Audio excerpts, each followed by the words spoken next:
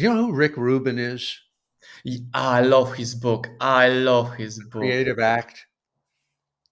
One of my favorite about Yeah, he's creativity. great. In fact, I just recorded the Daily Pressfield at Rick Rubin's studio for the audiobook just this last week. But Mhm. in any event, he always says if you're doing a piece of art, piece of music or whatever, and you're attached to the outcome, it never comes out as good as if you're doing it just purely for the love of the work itself. Like if he's working with musicians and they're thinking, "Oh, this has got to be a number one hit." It's well, what does the audience want? Let's give the audience what they want. That never works. That's coming out of the ego. But if you're just in there to asking yourself, what do we really love?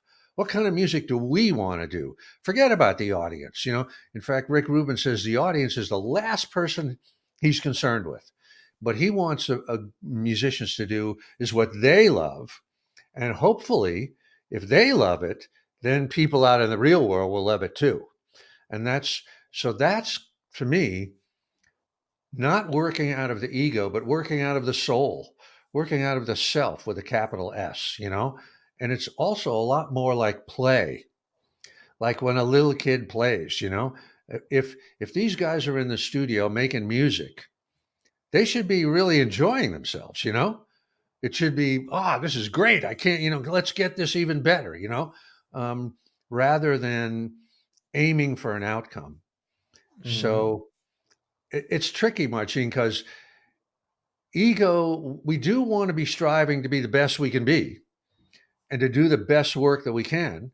So we are aspirational, we do have intention, but that's different than being in the ego, where you're competitive with other people. You should never be competitive because anything that you or I might do in the arts can only be done by us. Nobody else is going to write the song we're going to write or write the book we're going to write.